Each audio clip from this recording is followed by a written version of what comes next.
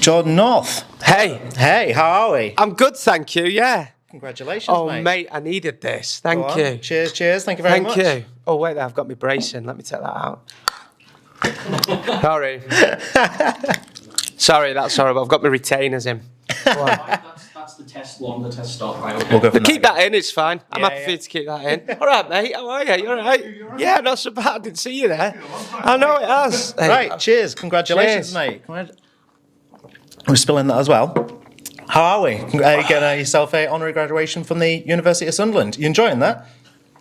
Sorry, what was that? You got a bit of a moustache? Got a That little was bit of a good. moustache? Oh, I've not had a drink all week. Yeah, Say well- that again. What I was saying, I was too into my pint. What were you saying? Well, first of all, congratulations. Thank you. Thank you very much for being here back at Sunderland University. It's great to have you back. First of all, how are you feeling today?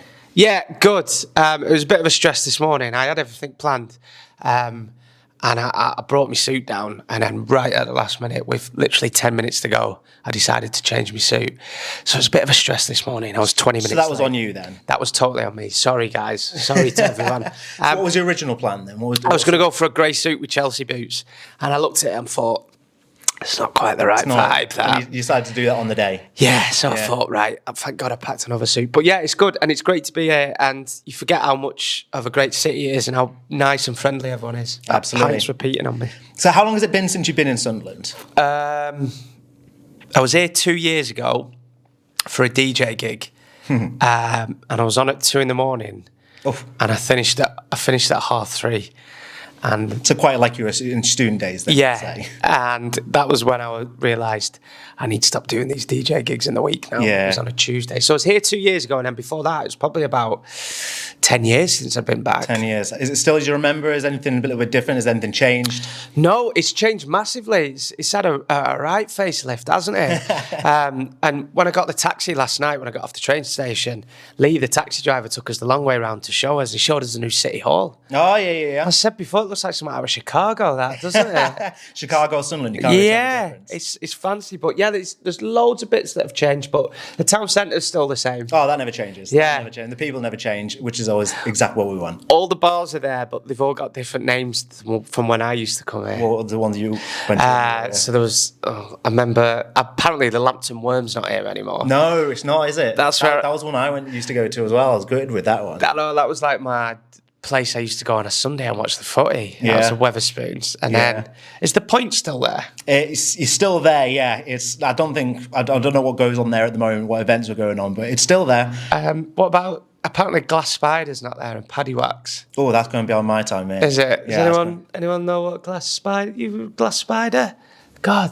You knew Glass Spider. Oh, I'm well old. We're talking like 2008, 9 here when I that's was even way there. beyond me, I'm a to be very old man now. Yeah, of course. But yeah, so there's a few places there that are not quite as they were before, but nice facelift. Mainly the town centre's still the same.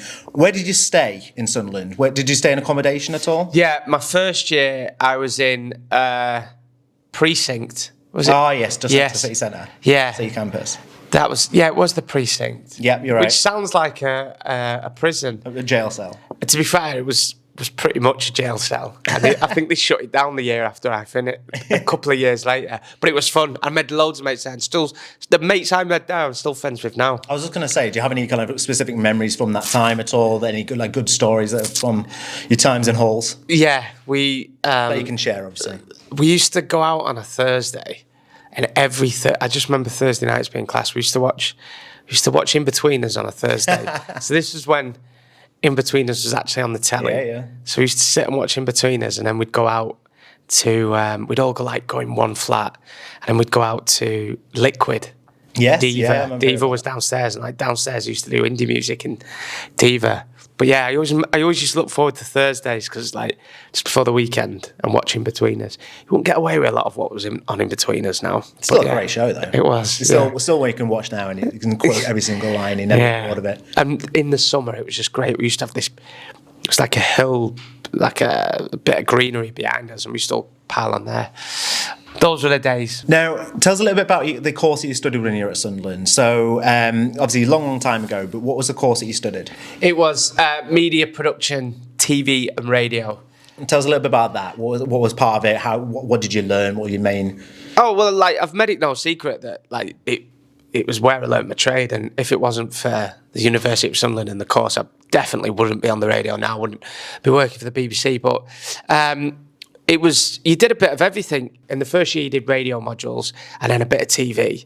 And so we did a radio show, which was great. We had to create our own radio show. Then we had to make a short film. Then we did some script writing. Then you got into the second year and you did a bit more, and then got to your third year and you was like, right, I want to do radio. This is definitely what I want to do. Is that where you discovered like your passion, your love for the actual play? I knew before that I wanted to be on the radio, but coming here and just having free reins of Spark, it was just definite. Like, I'd spend every hour God sends. At Spark FM, and like, I weren't in any clubs, like, you know, people like in the footy team or the rugby team or gymnastics. Ours was Spark. Tell us a little bit about Spark, because I was also on Spark. A Sparky. I was a Sparky, So tell us a little bit about your time on there. So was that like where you picked up your trade, where you learned your passion for the radio then? Tell us a little bit about that time. So when I first started, it was called Utopia.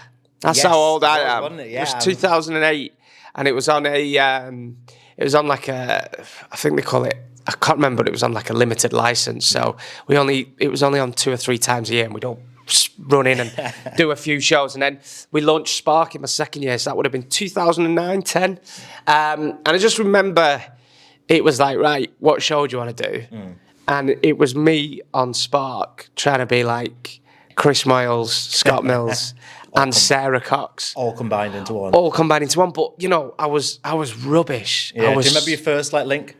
Yeah, I can actually. It was with my mate Dan, and the show was just all over the place. We had a structure, that was it. So I did this show, and I was trying to be all these different people, and a guy called Stuart, who I'd never met before, said, I'd listen to your show, I'd like to produce you. And then he produced me and showed me how you structure a radio show and that kind of thing. But we had a laugh. I remember like we'd be in Spark till 2 a.m. eating pizza because one of the systems had gone down or the music wasn't scheduled. Sounds about right. My best memory is on the election, 2010. We did a big election night, and basically we covered the whole of the 2010 general election, and Sunderland was the first city to get all their ballots in. I remember that, Yeah, and the Tories got in as well. So it was like complete new government. It was really exciting. Yeah. So like you said there, that's kind of one of those core memories you developed from your time at university.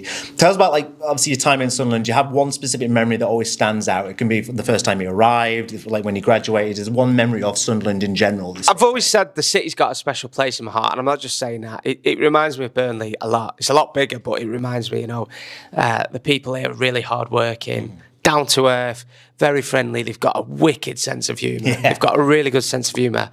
And one memory I always have is it was the first time I'd gone home. So I'd been here for about 3 weeks in Freshers, and then I'd gone home because I wanted some proper food and needed my mum to wash my clothes. What's proper food? Describe that. Like just mum food, lasagnas. Oh, yeah. Spaghetti bolognese. And dumplings, that kind of stuff. Picky tea. Picky tea on a sunny day. Oh, you know it. And corned beef hash. So I went home, got all my washing done, and then I come back and it was like a Sunday night, and I'd got off at the wrong station. And I was completely lost. And I'd found this couple, and I was like, I was a bit worked up. I was like, completely lost. I don't know where I am.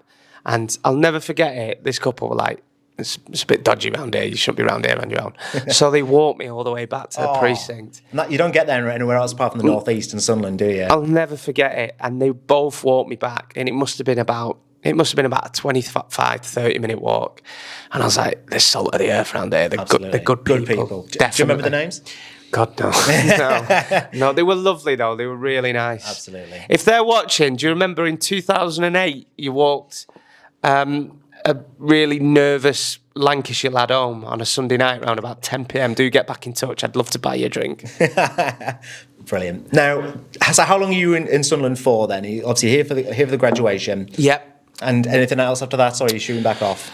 We got here last night. I'm hoping to go and visit a few of my old haunts before I have to head back down to London. Yeah. So, Any in particular? Looking forward to? That's the thing. A lot of them have changed. A lot of them have got different names. But I want to pop into the town centre and see what it's all about. I want to see what Glass Spider's called now as well.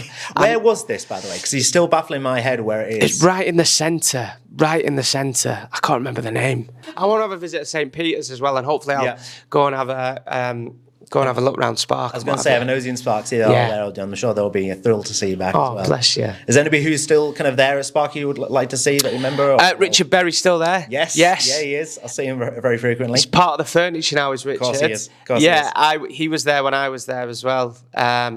And also Scott McGurty as well. Love Scott McGurty as well. Every single time I see him, it gives me the biggest hug in the world. So expect a Scott McGurty hug. He's one of the good guys. He's salt of the earth, like you say, a proper good guy. So. He is, and he was there when I was there as well, and he's still there, and all the students love him. He's dead passionate, and he loves what it. he does. He absolutely loves it. So yeah, I'm sure he'll be looking forward to see you. But yeah, it's been absolutely fantastic to have you on. Thanks for having me. Do you have a bit of a message for the graduates today or this entire week? Any advice on going forward after this? Yeah, I'd say congratulations, first of all. Like, it's not like uni's great. Uni's fantastic, but the last year is really tough, especially getting that dissertation in that last bit of work. So, first of all, congratulations, and enjoy your summer because you deserve it. And I'd also say, like, I wouldn't worry because you've already got one thing going for you now. You're a step ahead because you went to a great uni, so that'll put you in good stead. And no matter what job or career you go in, you won't realise until you've left how good of a place this is. Not just the city as well, but like the University of Sunderland. It's really good. It will set you in good stead. Absolutely. Sets you off well, doesn't it? So, it does. Jordan North, congratulations. Cheers. Thank you very much. Cheers again. That was a pleasure. Thank you. mate. It's a great pint.